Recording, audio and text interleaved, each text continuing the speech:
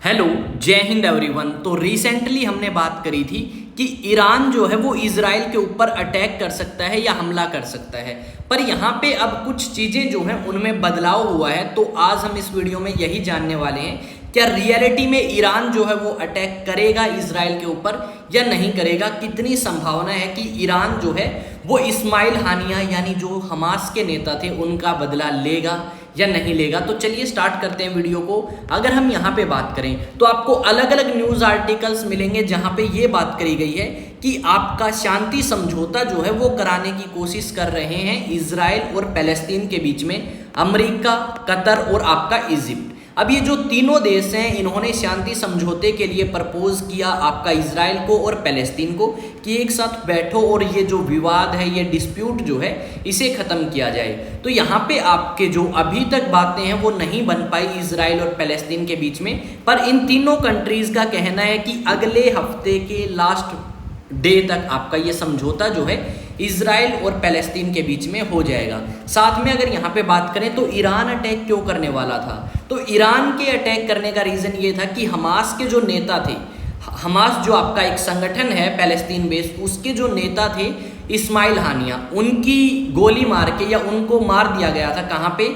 Iran की capital Tehran में। और ईरान इसी चीज़ का बदला लेने के लिए इजराइल के ऊपर अटैक करने वाला था, पर आपका अटैक की जो खबर है वो नेक्स्ट डे या उसी दिन आ चुकी थी कि ईरान जो है वो अटैक करेगा इजराइल पे। और इन बातों को लगभग आपके 15 से ज़्यादा दिन हो चुके हैं, अभी तक ईरान की तरफ से कोई अटैक नहीं देखा गया।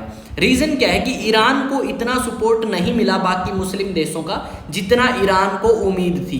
अब ईरान अकेला जो है इतना पावरफुल कंट्री नहीं है कि वो इजराइल के ऊपर अटैक कर दे, जबकि ईरान के पास ड्रोन्स, न्यूक्लियर वेपन्स आपके रसिया से आए हैं और यूएसए ने मदद करी है आपकी इजराइल की। तो इसी चीज़ के बीच में हमें ये देखने को मिलता है कि इजराइल के ऊपर अटैक नहीं किया ईरान ने, पर हाँ संभावना की अगर बात करें तो मैं यार इमेजेस चेंज करना ही भूल गया।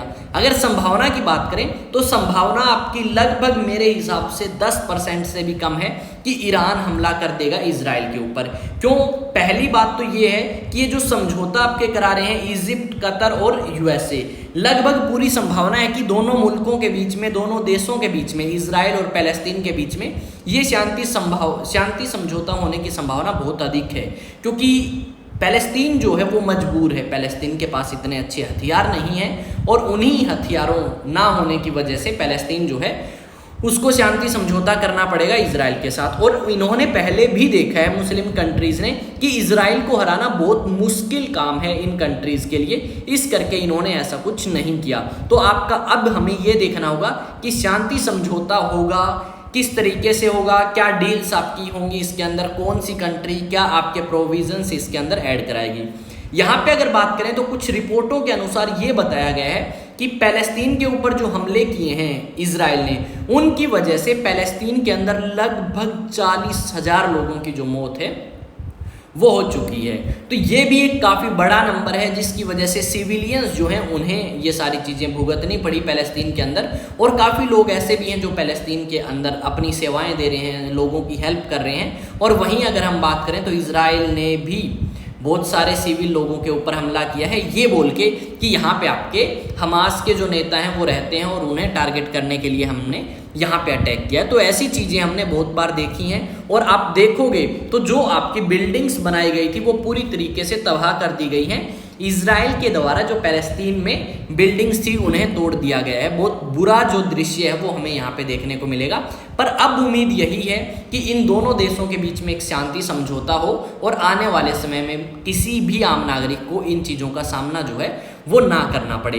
और आप क्या चाहते हैं, आप किस तरीके से देखते हैं इजराइल को और किस तरीके से देखते हैं आप पैलेस्तीन को, वो आप मुझे कमेंट सेक्शन में ज़रूर बताएं ताकि हमें पता लगे कि हमारे इंडियंस का ओपिनियन क्या है इजराइल और पैलेस्तीन को लेके। और साथ में ये जो न्यूज़ है ये बहुत दिनों से आपकी चल रही है कि हमास ने ये कर दिया, पैलेस्तीन के नेताओं ने ये कर दिया या इजराइल ने ये लेबनान के अंदर जो आपका आतंकवादी संगठन है हिजबुल्ला, उसने इजराइल के ऊपर अटैक कर दिया।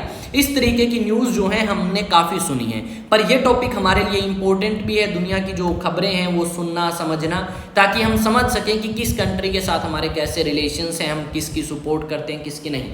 जबकि भारत जो है वो दोनों कंट्रीज़ के बीच में शांति कराने को लेके ही आपका उत्सुक है, जबकि हमने ईरान के अंदर उनकी एक चाबार पोर्ट के लिए भी एक समझौता किया है जो कि ईरान में है, और इजराइल के साथ हमारे काफ़ी अच्छे डिफेंस रिलेशंस भी हैं। तो हम तो यही चाहेंगे कि दोनों कंट्रीज़ के बीच में शांति समझौता हो। आपका क्या ओपिनियन है आप मुझे बताएंगे, पर उससे पहले अगर हम बात करें तो आपके लिए एक और अपडेट है। अगर आप मुझे फॉलो करना चाहें टेलीग्राम पे तो एग्जाम टॉक्स नाम से फॉलो कर सकते हैं, इंस्टा पे विकास तंवर 04। और यहाँ पे अगर हम बात करें भाई, बहुत सारे स्टूडेंट ऐसे हैं जो एनडीए के लिए प्रिपेयर करना चाहते हैं या अदर एग्जाम्स के लिए। तो अगर आप भी एनडीए के लिए प्रिपेयर करना चाहते हो तो डेफिनेटली ज्वाइन कर सकते हो आईएएस स्टडी सेंटर के ऑफलाइन बैचेस। यहाँ पे अगर बात करें, ये दोनों बैचेस आपके रनिंग में है, सिविल सर्विसेज का और साथ में एचसीएस का। एसएससी की अनाउंसमेंट आपकी जल्द ही होने वाली है। 2025 के लिए जो भी स्टूडेंट तैयारी करना चाहता है वो रजिस्ट्रेशन करा सकता है। बैचेस रहेंगे सिर्फ और सिर्फ ऑफलाइन। यह आपका कॉन्टैक्ट नंबर है 9812579188, इस पे जाके कॉल करें अगर आपको फर्दर कुछ पूछना है तो मिलेंगे नेक्स्ट वीडियो में। जय हिंद, जय भारत। और चैनल आपका अपना है, सब्सक्राइब करें, वीडियो को लाइक करें, शेयर करें और कमेंट करें। तो मिलते हैं नेक्स्ट वीडियो में।